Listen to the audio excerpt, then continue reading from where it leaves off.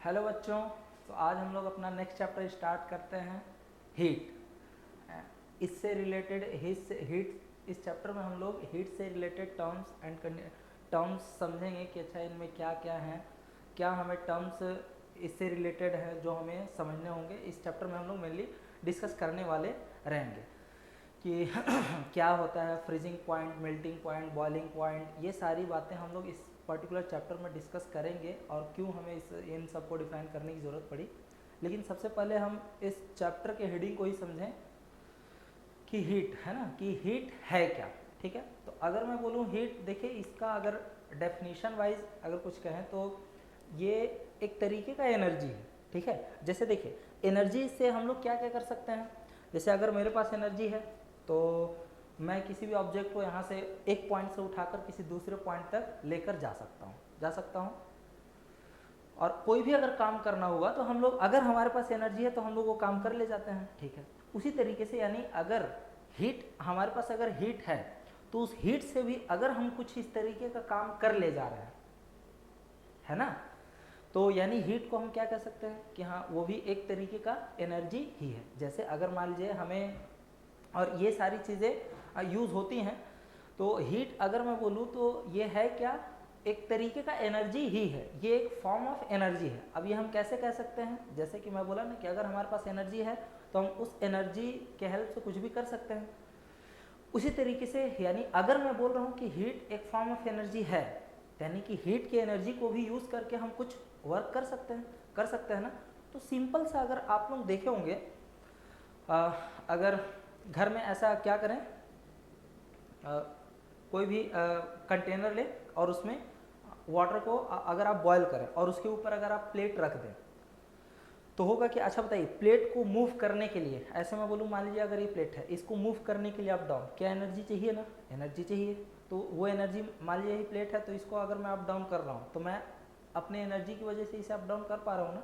ठीक है, लेकिन यही काम यानी इसे करने के लिए एनर्जी चाहिए, और यही काम अगर मान लीजिए कंटेनर जो मैं बोला उसके अंदर आप मान लीजिए वाटर रख दिए और उसके ऊपर आप अगर प्लेट को रख दिए, है ना, तब होगा क्या कि वो प्लेट को आप क्या पाएंगे, ऊपर नीचे इस तरीके से होता रहता है कि नहीं, कि एक ही जगह इस तरीके से वो फिक्स रहता है नहीं। वो अगर मान लीजिए बहुत देर बाद हीट, अगर हम लोग गैस अगर जलाए और हीट अगर हम किए जा रहे हैं वाटर को, तो होगा क्या, प्लेट्स क्या करने लग जाएंगे, अप एंड डाउन करने लग जाएंगे।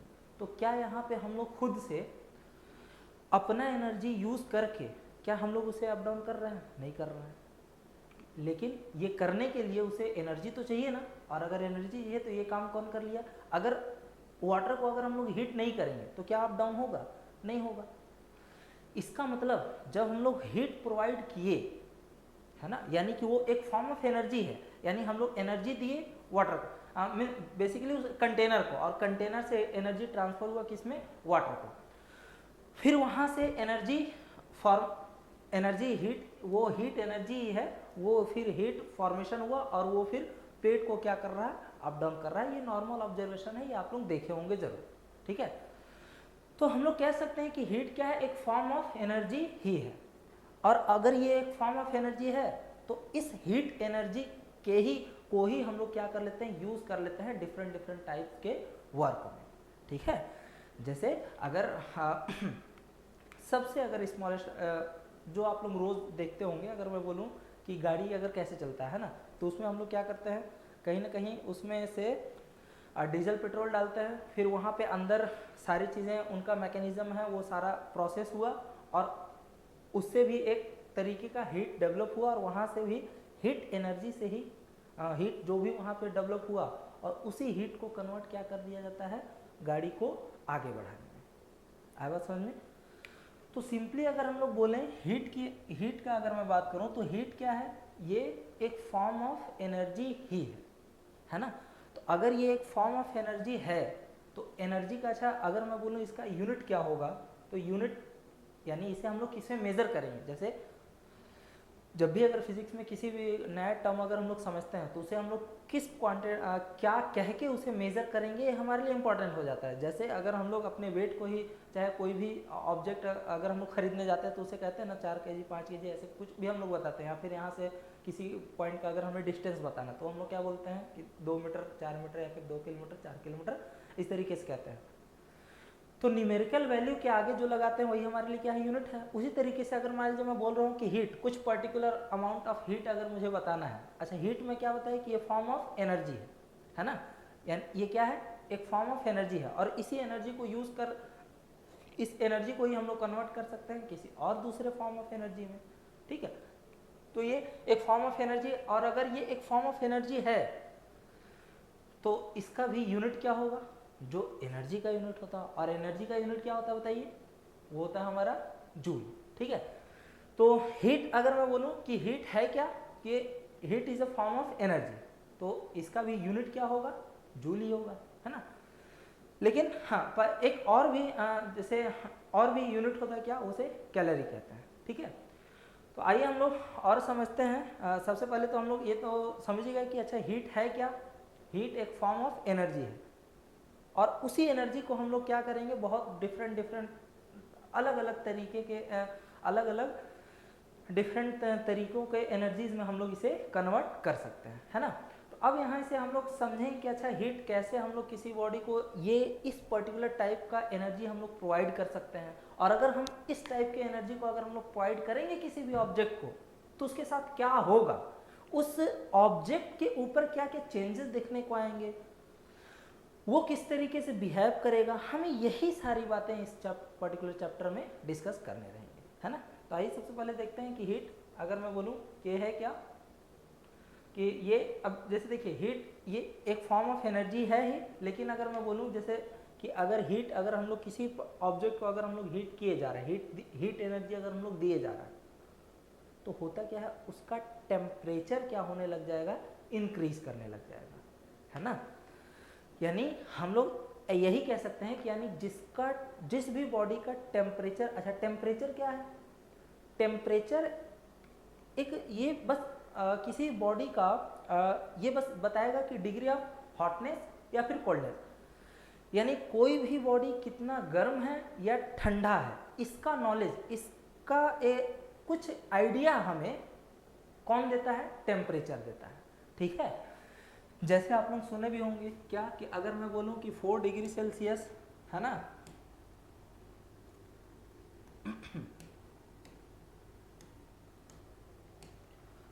ऐसे सुने होंगे ना 4 डिग्री सेल्सियस, तो इसका मतलब क्या है, ये हमें क्या बता रहा है, ये टेम्परेचर है, ठीक है। उसी तरह टेम्परेचर को हम लोग मेजर किस में किया है, ऐसे डिग्री सेल्सियस, 3 तरीकों से मेजर किया जाता है टेम्परेचर को। टेम्परेचर हम लोग किन किन उसका यूनिट क्या क्या है टेम्परेचर का, टेम्परेचर हम लोग केल्विन में मेजर करते हैं, एंड एक डिग्री सेल्सियस में,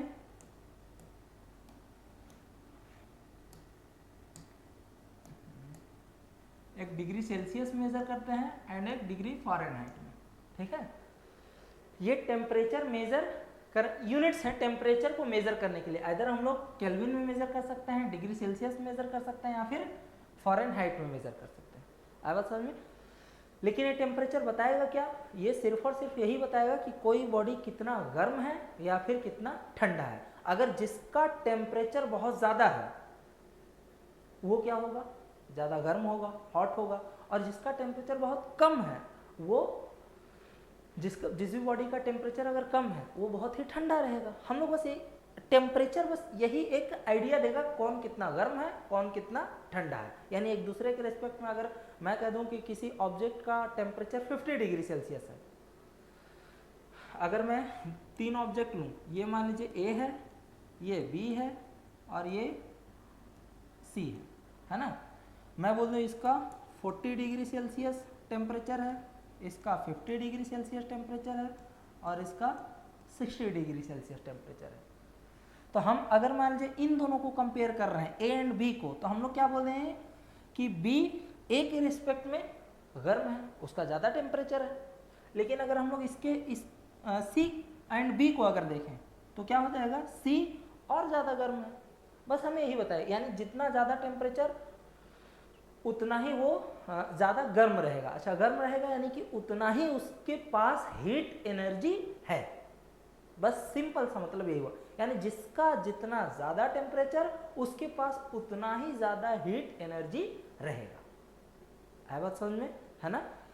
तो हीट क्योंकि ये भी एक फॉर्म ऑफ एनर्जी है ना, तो यानी जिसके पास जितना ज़्यादा टेम्परेचर रहेगा उसका एनर्जी उतना ही ज़्यादा, हीट एनर्जी ज़्यादा रहेगा। और उसी हीट एनर्जी को बहुत अलग अलग डिफरेंट टाइप्स की एनर्जी में हम लोग कन्वर्ट करते हैं। इंटर कन्वर्टेबल, तो क्योंकि एनर्जी तो इंटर कन्वर्टेबल ही रहेंगे, एक फॉर्म से दूसरे फॉर्म में बस कन्वर्ट किए जा सकते हैं, इसे लॉस नहीं किया जा सकता है, डिस्ट्रॉय नहीं किए जा सकते हैं, है ना। तो सुनिए, ये देखिए कंटेंट यानी heat is a form of energy flows from one point two another. अब यही हीट अगर एनर्जी फॉर्म, हीट क्या है, एनर्जी है, और ये जैसे अगर मान लीजिए इसका टेम्परेचर ज़्यादा है तो हीट एनर्जी क्या होगा, यहाँ से इस तरीके से फ्लो होगा, है ना। यानी अगर मान लीजिए ए, मैं अगर ऐसे बी एंड सी को अगर मैं रख दिया यहाँ पे, ये 60 डिग्री सेल्सियस है एंड ये सपोज 20 डिग्री सेल्सियस है, एक कमरे में ऐसे ये दोनों ऐसे रखे हुए हैं, है ना। अब अच्छा बताइए, यहाँ से आप खुद कह देंगे कि अच्छा कुछ देर बाद क्या हो जाएगा, इसका टेम्परेचर बढ़ेगा और इसका टेम्परेचर घटेगा, ऐसा होगा नहीं। आप खुद कह सकते हैं कि ये जो पर्टिकुलर सी ऑब्जेक्ट है इसका टेम्परेचर क्या होने वाला है, घटने वाला है, क्योंकि ये इसके पास हीट एनर्जी ज़्यादा है। जैसे अगर मान लीजिए पानी अगर एक कहीं हम लोग ऊपर रखे हुए हैं और नीचे अगर हम लोग इस तरीके से अगर मेंटेन करके रख रहे हैं, अगर कहीं ऊपर लेवल पे पानी है और वहाँ से अगर हम लोग उसको हटा दिए, कोई किसी भी तरीके से अगर हम लोग एडजस्ट करके रखे हुए हैं और जिस भी तरीके से हम लोग उसे पकड़ के रखे हुए उसे अगर हम लोग आज़ाद कर दिए तो पानी ऊपर से नीचे फ्लो होगा ना। ये नेचुरल टेंडेंसी है क्या, कि कोई भी चीज़ें हायर से लोअर फ्लो होंगी। जैसे अगर यही पानी अगर है ऊपर से नीचे फ्लो होगा, ऐसा तो नहीं है ना कि नीचे से ऊपर फ्लो होने लग जाएगा पानी, नहीं। तो ये सब क्या है, नेचुरल टेंडेंसी है, यानी कि इसके पास हीट ज़्यादा है, यानी हायर टेम्परेचर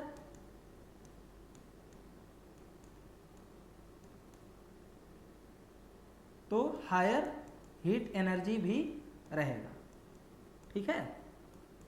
हीट एनर्जी अगर टेम्परेचर ज़्यादा है तो हीट एनर्जी भी क्या रहने वाला है, ज़्यादा रहने वाला है। तो अगर हीट एनर्जी इसके पास ज़्यादा है वो क्या कर देगा अपनी ओर से, वो यही चाहता है कि अच्छा मेरे आसपास जो भी है सबके पास बराबर बराबर रहे, यानी इसके पास हीट एनर्जी कम था तो ये कुछ इसे अपने से हीट एनर्जी निकाल कर इसे दे देगा, यानी कि कुछ देर बाद ये दोनों क्या हो जाएंगे, एक फिक्स टेम्परेचर पे मीन एक कॉमन टेम्परेचर पर आ जाएंगे। अच्छा एक कॉमन टेम्परेचर पे अगर आ गए इसका मतलब क्या हो गया कि दोनों का टेम्परेचर सेम है। अच्छा दोनों का टेम्परेचर अगर सेम है यानी कि दोनों के पास हीट एनर्जी क्या है, दोनों के पास हीट एनर्जी सेम है, और अगर दोनों के पास हीट एनर्जी सेम है तो फिर कहीं फ्लो करेगा ही नहीं। यानी एकदम एक प्लेन ऑब्जेक्ट पे पानी अगर रख दिए तो किसी भी डायरेक्शन पानी फ्लो करेगा, नहीं करेगा, वहीं पे ऐसा रहेगा सेम अगर लेवल पे रह गया। तो उसी तरीके से यहाँ पे भी ये रहेगा, यानी कि हीट एनर्जी हमेशा फ्लो करेगा किधर से, हायर से लोअर, ठीक है। और इसका फिर यही यानी हायर टेम्परेचर से lower temperature heat energy flow करने वाला रहेगा। एसआई यूनिट क्या है, जैसा मैंने बताया जूल्स, और एक और एनर्जी यूनिट हम लोग इस हीट किस यूनिट में मेजर करते हैं, कैलोरी में, ठीक है। यहाँ तक ये समझ में आया, क्लियर हुआ क्या है टेम्परेचर एंड हीट के बीच का डिफरेंस क्लियर हुआ। टेम्परेचर सिर्फ और सिर्फ हमें क्या आइडिया देगा कि कोई भी बॉडी कितना गर्म है या फिर कितना ठंडा है, बस यही एक डिग्री, यही कह देंगे डिग्री ऑफ हॉटनेस या फिर कोल्डनेस, हमें ये टेम्परेचर बताएगा। जितना ज़्यादा बॉडी का टेम्परेचर उतना ही उसके पास ज़्यादा हीट एनर्जी है, और जितना कम टेम्परेचर उतना ही कम उसके पास हीट एनर्जी रहने वाला है, ठीक है। आया बात समझ में ठीक है। अब यहाँ तक ये समझ लिया। अब ये देखिए हीट अगर होता क्या है कि अगर कोई भी बॉडी अगर बहुत ज़्यादा गर्म है, देखिए हर एक बॉडी क्या होता है इस तरीके से पार्टिकल से ऐसे बने हुए हैं, होगा क्या अगर हम लोग हीट, ये क्या है मोमबत्ती मान लीजिए, इसके पास अगर हम लोग कोई कैंडल लाए तो होगा क्या, इसके पास हीट है, एनर्जी है, अब ये एनर्जी इसे सप्लाई कर रहा है ऐसा, तो होगा क्या कि जैसे इस मॉलिक्यूल को एनर्जी मिला वो क्या करने लगा, अब जैसे अगर मान लीजिए किसी ये ऑब्जेक्ट अभी रेस्ट, इसे अगर हम लोग एनर्जी दे दिया, यानी मैं अपने अंदर से इसे एनर्जी दिया, इसे ऐसे मूव करा दिया, यानी अभी इसके पास कुछ एनर्जी नहीं है, लेकिन मैं अपने अंदर से अगर इसके अंदर एनर्जी ट्रांसफर किया तो मूव करने लग जाएगा। यानी कोई भी ऑब्जेक्ट अगर उसके पास बहुत ज़्यादा मीन एनर्जी अगर आएगा तो वो क्या करने लग जाएगा, मूव करने लग जाएगा, ठीक है। तो होगा क्या, अगर हम लोग हीट एनर्जी देखें ना तो ये और भी ज़्यादा वाइब्रेट करने लग जाएगा, है ना। वैसे होता क्या है कि अगर कोई भी ऑब्जेक्ट है, जैसे ये भी ऑब्जेक्ट है, इसके अंदर मॉलिक्यूल्स हैं, एटम्स हैं, तो वो क्या कर रहे हैं, क्योंकि कुछ ना कुछ इसका टेम्परेचर है ना, और वो कुछ, ये क्या टेम्परेचर है, अभी यहाँ पे जो भी सराउंडिंग में रूम टेम्परेचर है वही इसका भी टेम्परेचर है, कि इस पर्टिकुलर टेम्परेचर पे भी इसके पास कुछ ना कुछ हीट एनर्जी है, और उस हीट एनर्जी होने की वजह से इसके अंदर जो भी इसके मॉलिक्यूल्स हैं, पार्टिकल्स, वो क्या कर रहे हैं, वाइब्रेट कर रहे हैं, यानी कंटिन्यूस इस तरीके से मूव कर रहे हैं। आया बात समझ में। तो मूव करें, अगर हम लोग टेम्परेचर बढ़ाते जाएंगे अब तो वो जो मूवमेंट है ना वो और तेजी से होने लग जाएगा, ठीक है। यानी जो अभी धीरे धीरे मूव कर रहा है, मान लीजिए, हाँ, और जितना कम टेम्परेचर उतना ही धीरे धीरे मूवमेंट, और जितना ज़्यादा टेम्परेचर उतना ही तेजी से मूवमेंट रहेगा। आया बात समझ में। ठीक, अगर हम लोग टेम्परेचर देंगे और तेजी से वाइब्रेट करने लग जाएंगे, यानी उनके पास और एनर्जी आने लग जाएगा। यही में होता है ना कि जितना ज़्यादा टेम्परेचर उतना ही ज़्यादा हीट एनर्जी, और वो हीट एनर्जी कैसे रहे, वो सारे पार्टिकल्स अंदर ही अंदर क्या कर रहे हैं, वाइब्रेट कर रहे हैं, है ना। यही, लेकिन अगर मान लीजिए बहुत कम, सबसे कम जो टेम्परेचर हो सकता है, जिसे हम लोग एब्सोल्यूट टेम्परेचर बोला गया, कहा जाता है, वो क्या रहेगा इसके रेस्पेक्ट में, क्योंकि एसआई यूनिट मेरा क्या है, केल्विन ही है ना। तो एब्सोल्यूट जो टेम्परेचर रहेगा वो क्या रहेगा हमारा,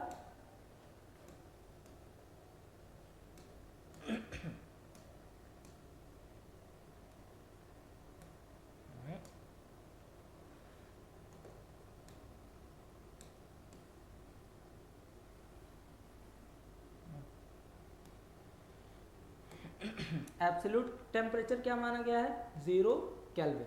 ये मेरा क्या है, एब्सोल्यूट टेम्परेचर। यानी अगर किसी बॉडी का अगर टेम्परेचर कितना है, 0 केल्विन, तो उसके पार्टिकल्स पूरी तरीके से ज़रा भी वाइब्रेट नहीं कर रहे, वो चुपचाप ऐसे रहते हैं। लेकिन अगर इससे 1 केल्विन भी अगर है, यानी कुछ ना कुछ वाइब्रेशन है, ठीक है। और अगर इस से ज़्यादा अगर हम लोग टेम्परेचर बढ़ाते गए, टेम्परेचर देते गए, तो होगा क्या, वाइब्रेशन और ज़्यादा होने लग जाएंगे, ठीक है। तो इस तरीके से किसी भी टेम्परेचर पे हर एक बॉडी के मॉलिक्यूल्स, पार्टिकल्स क्या करते रहते हैं, वाइब्रेट करते रहते हैं। अब देखते हैं नेक्स्ट इसके इफेक्ट, यानी कि हम लोग ये समझे ना कि हाँ हीट है क्या, कि हीट एक फॉर्म ऑफ एनर्जी है, और अगर किसी बॉडी के पास अगर हीट एनर्जी है, इसका मतलब सिंपली क्या है कि उसका टेम्परेचर ज़्यादा है। यानी हम ये कह लें कि अगर किसी पार्टी का बॉडी का अगर टेम्परेचर ज़्यादा है तो उसके पास हीट एनर्जी ज़्यादा है, ये भी कह सकते हैं हम लोग, है ना। तब होगा क्या कि अगर किसी भी ऑब्जेक्ट के पास अगर हीट एनर्जी है, या फिर उसे हम लोग हीट प्रोवाइड कर रहे हैं, तो होगा क्या कि उसका टेम्परेचर बढ़ेगा, ये तो हम लोग समझ ही गए। और क्या क्या इफेक्ट्स आएंगे, एक तरीके से उनके टेम्परेचर में चेंज आएगा, है ना, ये तो आया ही, लेकिन साथ ही साथ उसका स्टेट चेंज हो जाएगा। स्टेट चेंज होने से मतलब क्या है कि अगर वो सॉलिड में है, तो अगर हम उसे क्या कर दे, हीट देते गए, हीट एनर्जी देते गए, हीट एनर्जी देते गए, तो क्या कर लेगा, अपने सॉलिड फेज, सॉलिड सिस्टम को छोड़, मीन सॉलिड स्टेट को छोड़कर वो किस में कन्वर्ट हो जाएगा, लिक्विड में कन्वर्ट हो सकता है, या फिर सॉलिड से डायरेक्टली गैस में कन्वर्ट हो सकता है। और अगर कोई भी ऑब्जेक्ट, अगर कोई भी बॉडी अगर मान लीजिए लिक्विड में है, कोई भी अगर ऑब्जेक्ट अगर लिक्विड में है ऑलरेडी, तो उसे अगर हम लोग हीट दिए जा रहे हैं, तो वो फिर क्या करने लग जाएगा, अपना हीट एनर्जी वो यूज कर करके फिर वो या तो डायरेक्ट ये वेपर फेज में वही कन्वर्ट हो जाए, ठीक है। और अगर कोई ऑलरेडी गैस है तो वो तो गैस में ही रहेगा। लेकिन अगर मान लीजिए हम लोग अगर कम टेम्परेचर अगर कम किए जा रहे हैं, अगर टेम्परेचर कम किए जा रहे हैं, यानी हीट एनर्जी उसका कम किए जा रहे हैं, तो होगा क्या, गैस से लिक्विड में कन्वर्ट हो सकता है, लिक्विड से सॉलिड में कन्वर्ट हो सकता है, या फिर गैस से डायरेक्टली सॉलिड में कन्वर्ट हो सकता है। यही सब अलग अलग प्रोसेसेस होंगे अगर हम लोग हीट दे रहे हैं या फिर उस पर्टिकुलर बॉडी से हीट ले रहे हैं। तो एक ये दूसरा इम्पैक्ट है कि हीट का इफेक्ट हमें इस तरीके से दिखेगा। पहला किस तरीके से दिखेगा, अगर हम लोग हीट दे रहे हैं या फिर किसी बॉडी से हीट ले रहे हैं, तो होगा क्या, या तो उसका टेम्परेचर बढ़ेगा या फिर उसका टेम्परेचर घटेगा, डिपेंडिंग अपॉन कि हम लोग उसे हीट दे रहे हैं या फिर उससे हम लोग हीट ले रहे हैं, ठीक है। जैसे इधर ये था ना कि ये इसका अगर 60 डिग्री सेल्सियस अगर टेम्परेचर है, तो ये बॉडी क्या कर रहा है, बी बॉडी क्या कर रहा है, इससे हीट ले रहा है, तो इसका टेम्परेचर क्या होगा, घटेगा, और इसका बी का टेम्परेचर क्या होगा, इंक्रीज करेगा, है ना। तो यही है, यानी जिससे अगर हम लोग हीट ले रहे हैं तो उसका टेम्परेचर क्या होगा, डाउन होगा, जिससे हीट, और जो हीट ले रहा है उसका टेम्परेचर अप होगा, इंक्रीज करेगा, है ना। यानी हीट एनर्जी पर्टिकुलर का बढ़ रहा होगा, एक का बढ़ेगा दूसरे का घटेगा। आया बात समझ में? तो फर्स्ट तो ये होगा कि टेम्परेचर चेंज होगा, दूसरा स्टेट चेंज कर सकता है, सॉलिड से लिक्विड, लिक्विड से गैस, गैस से और या फिर गैस से सॉलिड, लिक्विड, इस तरीके से आपस में चेंज होंगे। ठीक है। और थर्ड क्या हो सकता है कि उसके साइज में चेंज आ जाए। जैसे अगर मान लीजिए ये आप लोग देखे ही होंगे, चाहे ये सुनिए, कोई भी अगर मेटल वायर है ना तो होगा मेटल का, चाहे कोई भी ऑब्जेक्ट अगर है, अगर हम लोग टेम्परेचर बढ़ाएंगे तो वो क्या होता है, फैलने, यानी वो अपने अंदर क्या करता है, फैलने की टेंडेंसी रखता है। यानी पहले उसका जितना लेंथ है, अब उससे अगर हम लोग टेम्परेचर बढ़ा रहे हैं तो उसके अंदर क्या आएगा, फैलेगा हर एक डायरेक्शन में से। ठीक है। यानी अगर मान लीजिए मैं बोल दिया कि अगर ये सपोज दैट कि ये कोई रॉड है, ठीक है ना, इसका लेंथ अगर मैं कह दिया L है,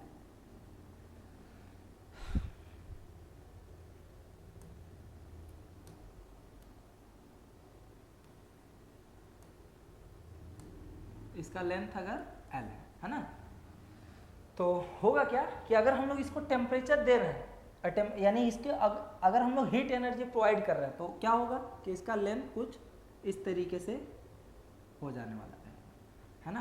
पहले यानी कि ये देखिए L हो गया, और ये मान लीजिए छोटा सा ये और क्या हो गया, कुछ लेंथ से L डैश से ये अपना लेंथ इंक्रीज कर लेगा।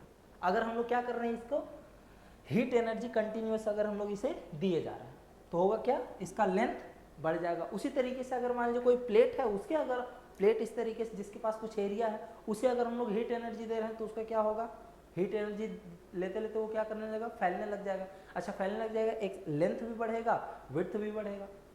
तो ओवरऑल बताइए उसका एरिया में चेंज आएगा कि नहीं आएगा।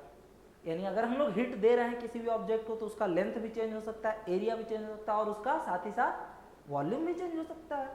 अगर कोई क्यूब है यहीं पे अगर मान लीजिए, तो उसका लेंथ विड्थ अगर चेंज हो रहा है तो ये भी तो लेंथ ही है ना, हाइट भी एक तरीके का, वो भी चेंज होगा, तो ओवरऑल वॉल्यूम भी चेंज होगा, है ना। तो ही थर्ड पॉइंट क्या कर रहा है कि change in the size of body, यानी उसका लेंथ चेंज हो सकता है, एरिया चेंज हो सकता है, उसका वॉल्यूम चेंज हो सकता है, कुछ भी ऐसा चेंज हो सकता है। कब, अगर हम लोग उसे हीट एनर्जी प्रोवाइड कर रहे हैं, सप्लाई किए जा रहे हैं कंटिन्यूअस। बात समझ में? हाँ। तो ये पर्टिकुलर पार्ट तो हम लोग डिस्कस कर ही लिए। हमें मेन समझना होगा क्या, स्टेट ऑफ बॉडी कैसे चेंजेस करेंगे, क्या क्या उनमें चेंजेस आते हैं कैसे। लेकिन उससे पहले हमें कुछ टर्म्स एंड कुछ टर्मिनोलॉजी समझने पड़ेंगे, जो मैं स्टार्टिंग कह रहा था। वो क्या है ये सब कि मेल्टिंग पॉइंट, मेल्टिंग क्या है, वेपराइजेशन क्या है, इवोपरेशन क्या है, ये सारी बातें हमें समझना रहेगा, है ना। तो देखिए अगर मैं बोलूँ कि ये सॉलिड स्टेट है, ये सपोज मैं कह दूँ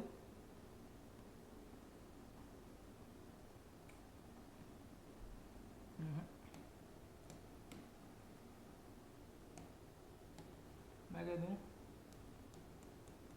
सॉलिड है, लिक्विड एंड गैस, ठीक है।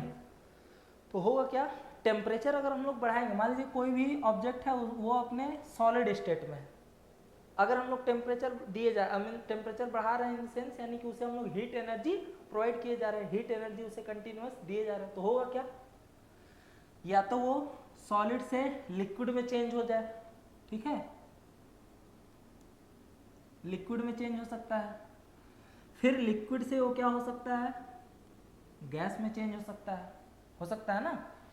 इसी प्रोसेस को अलग अलग नाम दे दिया गया है, या फिर डायरेक्टली ये क्या हो जाए, सॉलिड से गैस में कन्वर्ट हो जाए, डायरेक्टली हो सकता है ना ऐसा। तो सॉलिड से दो चांसेस हैं, क्या, अगर हम लोग हीट एनर्जी उसे दिए जा रहे हैं तो होगा क्या, सॉलिड से या तो लिक्विड में चेंज हो जाए, लिक्विड से गैस में चेंज हो जाए, या फिर सॉलिड से डायरेक्टली गैस में चेंज हो जाए, ठीक है ना। तो अगर सॉलिड से लिक्विड में अगर चेंज हो रहा है तो क्या हो रहा है, यानी कि अभी सॉलिड है लिक्विड में कन्वर्ट हो गया, तो उसे हम लोग क्या बोलते हैं, बस अलग से नाम दे दिया गया, क्या, मेल्टिंग। और अगर लिक्विड से अगर गैस में अगर जा रहा है तो वो क्या, बॉयल हो रहा है। और अगर सॉलिड से डायरेक्टली, इसी तरीके से अलग अलग, जैसे अब पॉसिबिलिटीज क्या क्या है, जैसे अगर मान लीजिए सॉलिड से गैस में हुआ और लिक्विड से, अब हो सकता है कि अगर मान लीजिए हम लोग क्या करें, मैं ये कह दूं कि देखिए हो सकता है गैस से डायरेक्टली सॉलिड में चेंज हो जाए, हो सकता है ना ऐसा, एंड गैस से लिक्विड में चेंज हो जाए, हो सकता है ना कोई प्रोसेस इस तरीके से। ऐसे बहुत सारे केसेस पॉसिबिलिटीज हैं, ये भी हम लोग कह सकते हैं लिक्विड से सॉलिड में चेंज हो जाए। ऐसे ही अगर हम, बस हमें ऐसे नाम याद रखना है कि कब अगर चेंजेस हो रहे हैं ऐसे तो उनका क्या क्या नाम है। तो सबसे पहले हम लोग क्या समझेंगे, मेल्टिंग।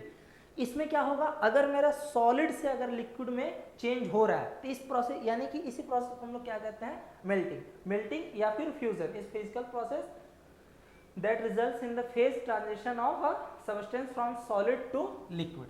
ये देखिए सॉलिड टू लिक्विड, ये हमारा क्या रहने वाला है, सॉलिड टू लिक्विड अगर चेंज हो रहा है तो इसी को हम लोग क्या कह देंगे कि ये प्रोसेस क्या, इस प्रोसेस किस नाम से जाना जाएगा, मेल्टिंग के नाम से। और वही अगर मान लीजिए लिक्विड से अगर गैस में जा रहा है, ये हमारा क्या रहेगा, तो इसे हम लोग वेपराइजेशन या फिर बॉइलिंग कह देंगे। किससे, फेज लिक्विड से डायरेक्टली, लिक्विड से अगर गैस में जा रहा है तो इसे हम लोग क्या बोल देंगे, वेपराइजेशन या फिर बॉइलिंग। और सब्लिमेशन क्या रहेगा, सॉलिड से डायरेक्टली किस में चला जाए, गैस में।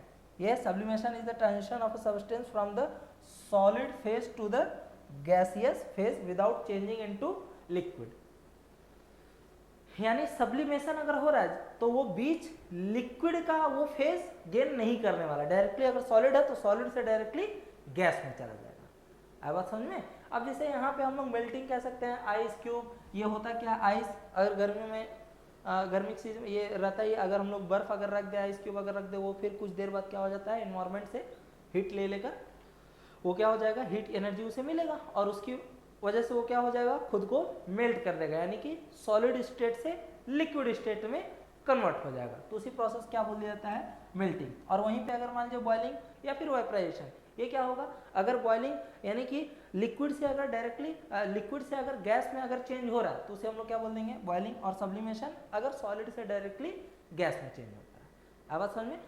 अब ये तो हुआ सॉलिड से हम लोग गैसेस पे गए थे, अब वापस से अगर मान लीजिए हमें लिक्विड से सॉलिड पे आना है, या फिर गैस से लिक्विड पे आना है, या फिर लिक्विड से डायरेक्टली सॉलिड पे आ जाना है, ये भी हो सकता है ना, जैसे वहां पे हुआ है सारे प्रोसेस, है ना।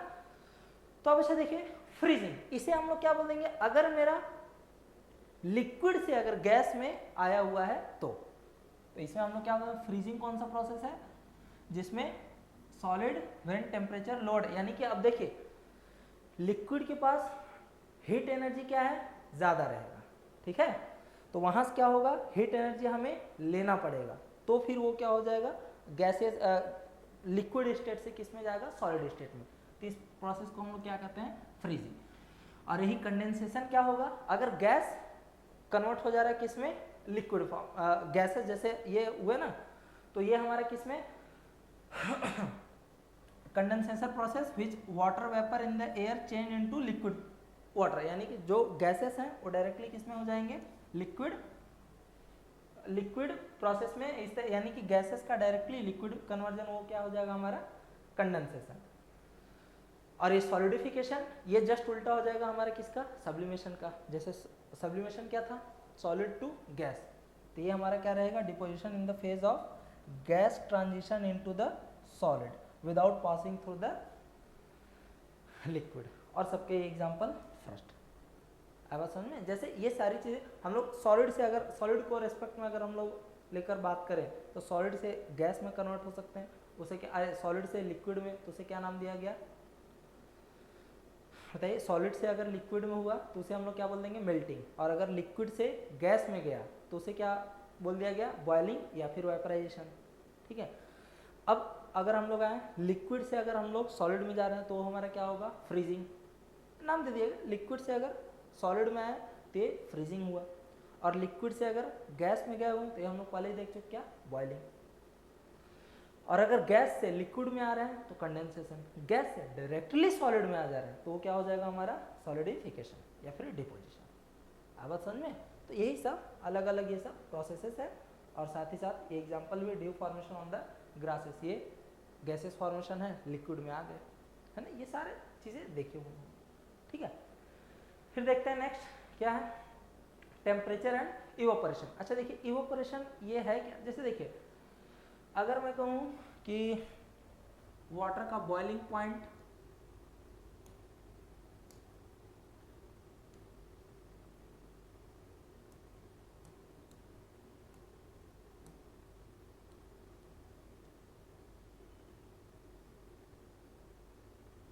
क्या करना इधर से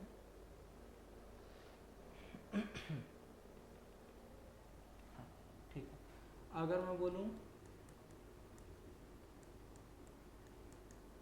बॉइलिंग पॉइंट ऑफ वाटर, ये होता है हमारा क्या 100 डिग्री सेल्सियस, ठीक है। और अगर मैं बोलूँ मेल्टिंग पॉइंट, मेल्टिंग पॉइंट किसका रहेगा, आइस का रहेगा, है ना, ये क्या रहेगा 0 डिग्री सेल्सियस, यानी अगर 0 डिग्री सेल्सियस पे अगर हम लोग ले आए आइस को तो फिर क्या आ जाएगा, लिक्विड में कन्वर्ट होना स्टार्ट हो जाएगा, यानी 0 से वही फेज रहता है, वहां से हमारा टेम्परेचर मेल्टिंग पॉइंट स्टार्ट होगा, ठीक है ना। अच्छा अब देखिए बॉइलिंग पॉइंट का मतलब क्या हुआ कि यहां से लिक्विड टू गैस कन्वर्जन होगा ना, यहाँ पे क्या होने वाला है लिक्विड टू गैस, यानी कि हमारा अगर कोई भी चीज़ें हैं तो वो कहाँ से कहाँ होगा, लिक्विड से गैसियस स्टेट में जाने वाला है। अब ये हमारा क्या, यानी अगर मैं बोल दूं कि 100 डिग्री सेल्सियस अगर हम लोग वाटर का टेम्परेचर अगर हम लोग पहुंचा देते हैं तो फिर क्या होना स्टार्ट हो जाएगा, बॉयल होना स्टार्ट हो जाएगा। अच्छा बॉयल होना या फिर वेपराइजेशन, वही बॉयल होना स्टार्ट हो जाएगा, इसका मतलब जो लिक्विड था पहले अब वो किस में कन्वर्ट होने लग गया, गैसियस स्टेट में होने लग गया। लेकिन ज़रा सोचिए कि जैसे अभी मार्च या फिर फरवरी तक क्या होते हैं, नदी नालों तालाब में ऐसे क्या होता है पानी रहते हैं, लेकिन वही अगर मान लीजिए जून जुलाई आते तक या फिर मई एंड जून के बीच में वही पानी क्या हो जाता है, हट जाता है, खत्म हो जाता है ना। क्या टेम्परेचर 100 डिग्री सेल्सियस तक गया रहता है, नहीं जाएगा ना टेम्परेचर 100 डिग्री, क्योंकि बॉइलिंग पॉइंट ऑफ वाटर कितना है 100 डिग्री सेल्सियस है, तो 100 डिग्री सेल्सियस जाएगा तब वो वेपर बॉयल होगा, यानी कि लिक्विड से गैस स्टेट में जाएगा, लेकिन इतना तो जाता नहीं है, अधिक से अधिक 50 डिग्री सेल्सियस टेम्परेचर गया ना, लेकिन फिर भी सारे के सारे पानी क्या हो गए, उड़ गए, हट जाता है ना, खत्म हो जाता है पानी, सूख जाता है तालाब नदी नाले सब सूख जाते हैं ना। तो वहाँ पे यानी कौन सा प्रोसेस हो रहा है, क्योंकि वाटर तो बॉयल हुआ नहीं है, क्योंकि 100 डिग्री सेल्सियस तक तो टेम्परेचर पहुंचा नहीं है ना। इसी टर्म को समझने के लिए क्या डिफाइन किया गया हमारे यहाँ पे, क्या है टेम्परेचर एंड इवोपोरेशन। तो होता क्या है, इवोपोरेशन भी हर एक टेम्परेचर पे हो रहा होता है, यानी ये ऐसा है ना, इसमें भी क्या है लिक्विड से हमारा कन्वर्ट किस में हो जाएगा, गैसेस स्टेट में हो जाएंगे, लेकिन इसके बॉइलिंग पॉइंट पे आने की जरूरत नहीं रहती है, उससे पहले ही धीरे धीरे हो रहे होते हैं, ठीक है। तो इसी ये जो प्रोसेस हुआ ना यहाँ पे कि पानी निकल गया, तो वो किसकी वजह से निकला, उस प्रोसेस क्या बोला जाता है, इवोपोरेशन। यानी कि यहाँ भी क्या है लिक्विड से गैस में ही कन्वर्ट हुआ, लेकिन यहाँ पे बिना बॉइलिंग पॉइंट टेम्परेचर गेन किए ही लिक्विड गैस में कन्वर्ट हो गया, इसी को हम लोग क्या बोलते हैं, इवापोरेशन, ठीक है। तो the change of temperature of body depends on the following factor, ये सारी बातें तो हैं ही, लेकिन इफेक्ट्स ऑफ टेम्परेचर ये भी आगे आएगा कि इवापोरेशन है क्या, ठीक है। किधर है, नहीं है, ये सब तो हम लोग देखे ही।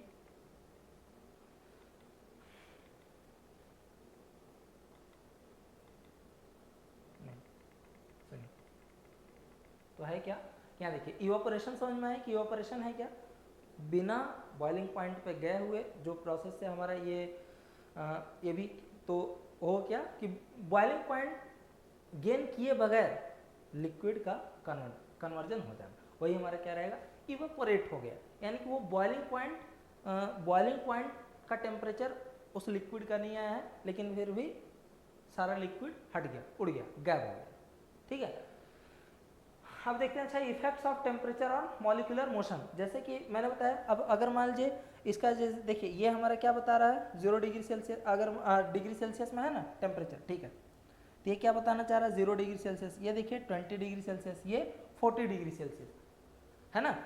तो है क्या इसमें देखिए थोड़े बहुत धीरे धीरे मूव कर रहे हैं सभी पार्टिकल्स, इसमें इसके रेस्पेक्ट में थोड़े तेजी से। इसमें अगर मैं कह दिया कि ये A है, इसे मैं अगर A नाम दे दूं, इसे B, इसे C, तो सबसे ज़्यादा थर्मल मोशन देखिए किसमें है, यहाँ पे बहुत तेजी से वाइब्रेट कर रहा है ना, क्यों, क्योंकि इसका टेम्परेचर ज़्यादा है तो बहुत तेजी से मूव कर रहा है।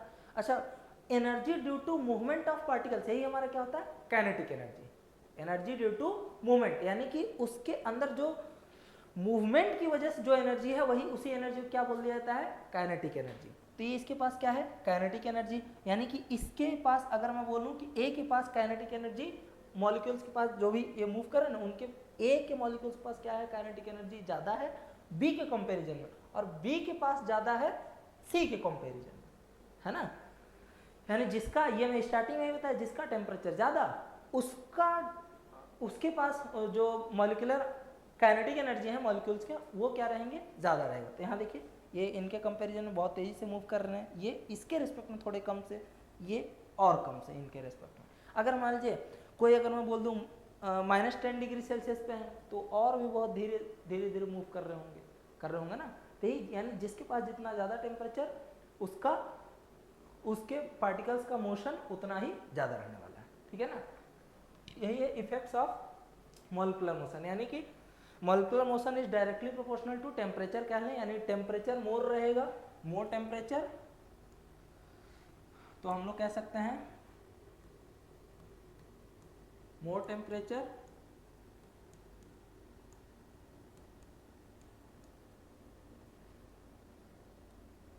प्रोवाइड्स मोर मॉलिक्यूलर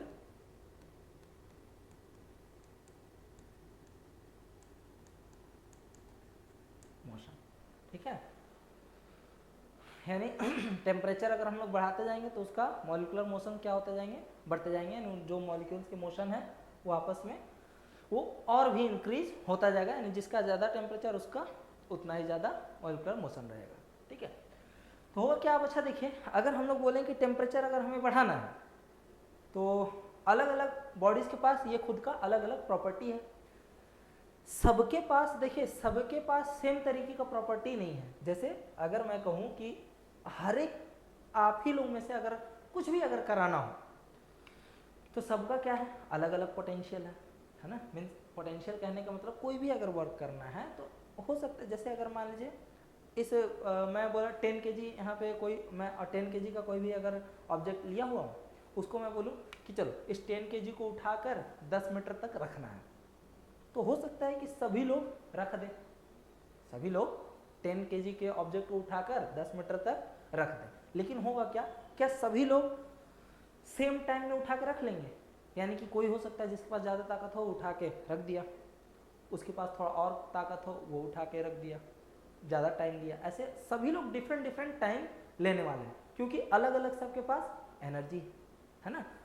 उसी तरीके से यहाँ पे भी जैसे है क्या ना कि अगर मान लीजिए हमें इस बॉडी का अगर टेम्परेचर अगर बढ़ाना है, जैसे सपोज दैट कि अभी इसका टेम्परेचर अगर 50 डिग्री सेल्सियस है या फिर कोई भी अगर 30 डिग्री सेल्सियस अगर मान लीजिए कोई भी टेम्परेचर इसका है 20-30 कुछ भी ऐसा मान सकते हैं। लेकिन अगर मैं बोलूँ कि एक हो गया आयरन का, एक कॉपर का, इस तरीके से अलग अलग ऐसे मेरे पास क्या है मेटल्स हैं। ये मान लीजिए मैं बोल दिया क्या है आयरन है, ये क्या है कॉपर है, और ये सपोज सिल्वर है ना। अगर मैं बोलूं कि हमें सबका एक डिग्री से टेम्परेचर अगर बढ़ाना है तो मान लीजिए मैं 4 जूल हीट इसे दिया, 4 जूल हीट इसे दिया, 4 जूल हीट इसे दिया, तो क्या मैं हीट तो सेम अमाउंट का दिया ना तीनों को, क्या सभी का टेम्परेचर सेम अमाउंट से बढ़ जाएगा?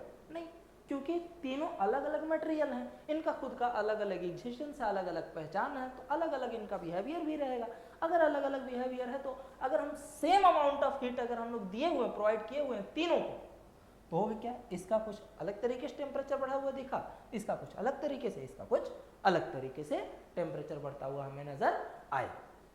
ठीक है, तो यही से एक टर्म डिफाइन किया गया है क्या, स्पेसिफिक हीट कैपेसिटी, यानी कि हमें 1 डिग्री सेल्सियस से किसी भी ऑब्जेक्ट का टेम्परेचर रेज करने के लिए जितना हीट हमें उससे देना पड़ेगा, क्या किसी भी ऑब्जेक्ट का अगर 1 डिग्री सेल्सियस से अगर टेम्परेचर हमें उसका रेज करना है तो जितना भी हमें हीट एनर्जी उसे सप्लाई करना होगा, वही हीट सप्लाइड एनर्जी ही क्या कहलाता है, हीट स्पेसिफिक हीट कैपेसिटी। जैसे ये है ना, specific heat capacity of a body is defined amount of heat is required to raise the temperature of unit mass by unit rise in temperature. Different bodies have different specific heat capacity depending on their specific heat capacity. ऐसा समझ में, यानी जैसे iron, copper, silver है, इन सब का हम लोग क्या किए, अगर सेम 1 kg का अगर हम लोग लिए, सभी क्या कर ले 1 kg 1 kg 1 kg ऐसा हम लोग लिए। अब जितना हीट मुझे इसको देना पड़ रहा है 1 डिग्री सेल्सियस से रेज करने के लिए, जैसे मैं इसको टेम्परेचर अरे हीट दिए जा रहा हूँ, अभी मान लीजिए 50 डिग्री सेल्सियस है, मैं हीट देता गया, जब इसका 51 डिग्री सेल्सियस मैं मेजर कर लिया तो उस समय तक मैं कितना अमाउंट ऑफ हीट एनर्जी से ट्रांसफर किया, वही हीट एनर्जी क्या है, अगर ये 1 kg का है तो वही हीट एनर्जी इसके लिए क्या रहेगा, स्पेसिफिक हीट कैपेसिटी। सेम उसी तरीके से कॉपर का भी जितना हमें हीट एनर्जी सप्लाई करना रहेगा उतना ही हीट एनर्जी इसके लिए भी क्या रहेगा, स्पेसिफिक हीट कैपेसिटी। सेम उसी तरीके से सिल्वर का भी रहेगा। हुआ क्लियर? यानी स्पेसिफिक हीट कैपेसिटी क्या है कि अमाउंट ऑफ हीट हमें कितना देना पड़ेगा किसी भी ऑब्जेक्ट को ताकि वो 1 डिग्री सेल्सियस से अपना टेम्परेचर इंक्रीज कर ले, वही हमारा क्या हो जाएगा, स्पेसिफिक हीट कैपेसिटी। ऐसा में ठीक है। नेक्स्ट देखते हैं, ठीक है, change in the state of body due to temperature. अब ये हम लोग डिस्कस कर ही चुके हैं, चेंज क्या होगा, सॉलिड से लिक्विड में, लिक्विड से, ये सारी चीज़ें अपना अगर टेम्परेचर हम लोग बढ़ा रहे हैं तो होगा क्या, सॉलिड से लिक्विड में जाएगा, लिक्विड से गैस में जाएगा ना। तो ये सारे क्या है, स्टेट ऑफ मैटर, यानी कि लिक्विड, सॉलिड से लिक्विड, लिक्विड से गैस, ऐसे ये चेंज होता रहेगा। ठीक ना, जो कि हम लोग डिस्कस कर चुके हैं।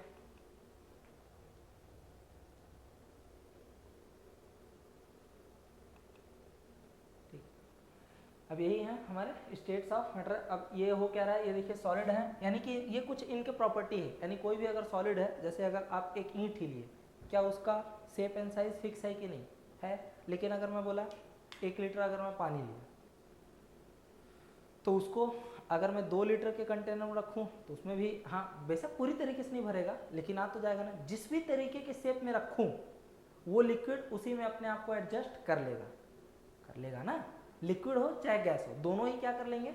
जैसे अगर मान लीजिए मुझे इस बॉटल में यानी ये लगभग मान लीजिए सिलिंड्रिकल तरीके का दिख रहा, तो इसमें अगर मैं 1 लीटर पानी रखूं तो इसमें 1 लीटर मैं रख सकता हूँ।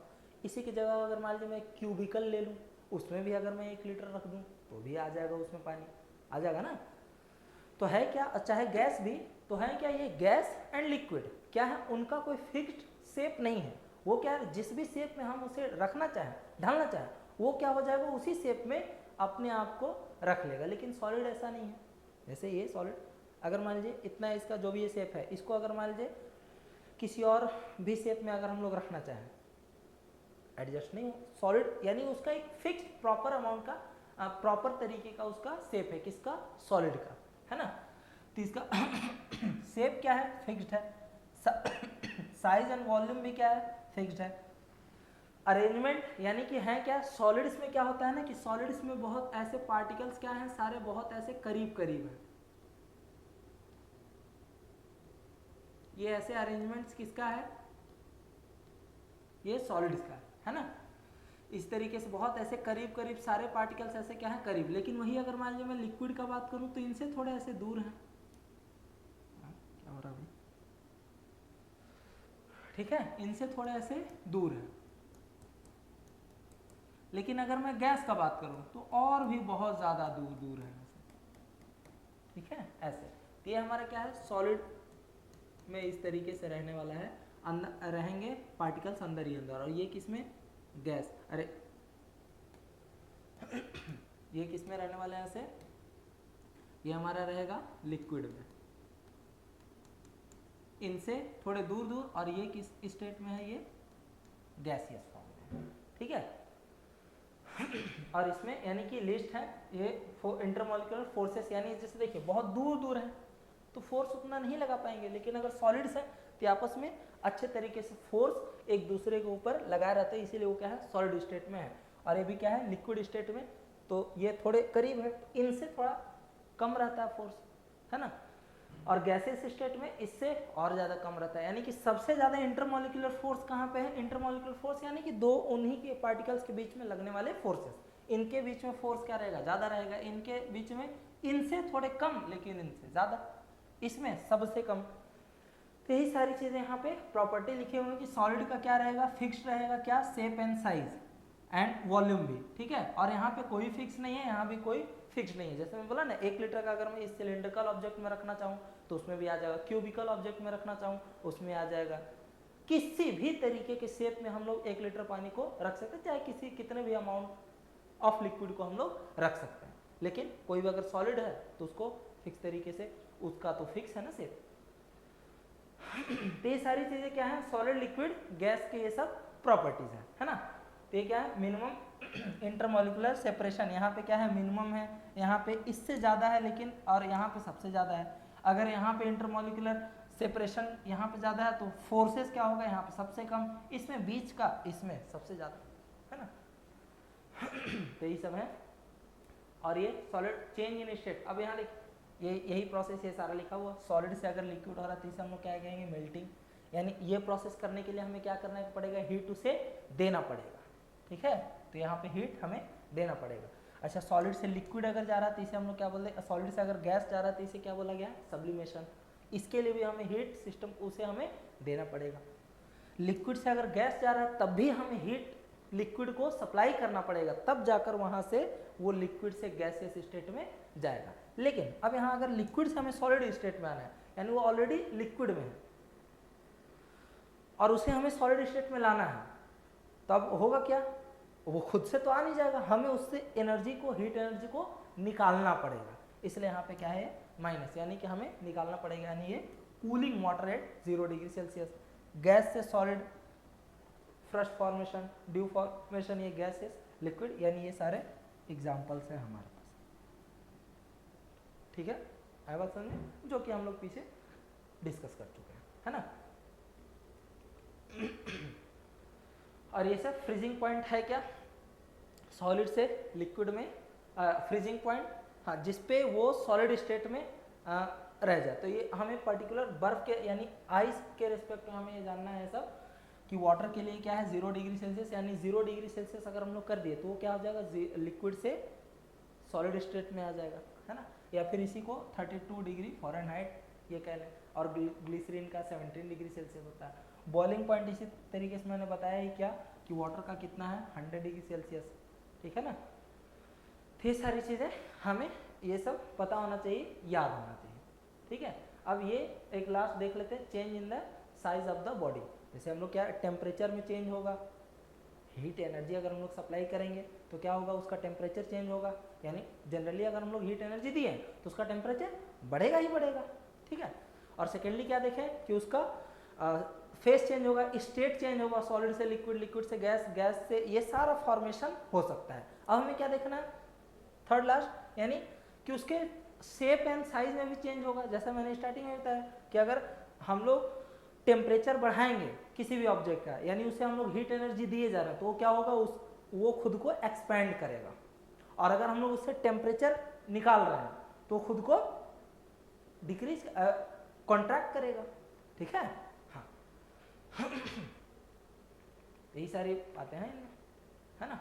अब देख लेते हैं ये क्या है, name any 2 units of measuring temperature, what happens to the kinetic energy of the molecules, है ना। तो अच्छा देखिए 2 यूनिट्स क्या क्या है, एक हमारा क्या है, जूल है, एंड एक कैलोरी, ठीक है। हीट मेजर, क्योंकि देखिए हीट भी एक तरीके क्या है, एनर्जी ही है, एक हमारा क्या रहेगा जूल एंड ए कैलोरी है। काइनेटिक एनर्जी, हीट एनर्जी अगर हम लोग देते जा रहे हैं तो काइनेटिक एनर्जी क्या हो जाएगा, इंटरमोलिकुलर जो भी है मॉलिक्यूल्स है उनका क्या होने लग, काइनेटिक एनर्जी बढ़ने लग जाए, यानी वो और भी ज़्यादा तेजी से वाइब्रेट करने लग जाएंगे। जैसा यहाँ मैंने दिखाया ना, अरे ये इधर यहाँ पे हम लोग डिस्कस किए ना, ये देखिए यानी जिसका टेम्परेचर ज़्यादा उसमें उतना ही ज़्यादा काइनेटिक एनर्जी रहने वाला है। ठीक है, नेक्स्ट देखते हैं। ये absolute zero, what happens to the kinetic energy absolute zero kelvin. ये मैंने बताया कि एब्सोल्यूट टेम्परेचर किसे बोला गया, जीरो केल्विन को। तो उस पर्टिकुलर टेम्परेचर पे क्या होता है, कुछ भी मूवमेंट नहीं हो रहा होता है। ठीक है ना, इसीलिए इसे ये एब्सोल्यूट टेम्परेचर यानी कि ये जीरो केल्विन, इस पे कोई भी अगर इंटरमॉलिक्यूल जो भी मॉलिक्यूल्स है अंदर वो कुछ भी मूवमेंट नहीं कर रहे हैं, वो पड़े हुए हैं चुपचाप, है ना। How does the size of body changes when its temperature is raised, also name SI unit of heat. तो ये भी किस तरीके से चेंज हो जाएगा, एक्सपैंड करेगा, करेगा ना। अगर हम लोग हीट एनर्जी दिए जा रहे हैं तो खुद को क्या करेगा, एक्सपैंड करेगा। ठीक है, ऐसा यूनिट जूल है ही। Name the 3 states of matter and distinguish them on the basis of their volume and shape. हाँ, 3 स्टेट्स क्या क्या, सॉलिड, लिक्विड, गैस। सॉलिड का वॉल्यूम क्या रहेगा, फिक्स रहेगा,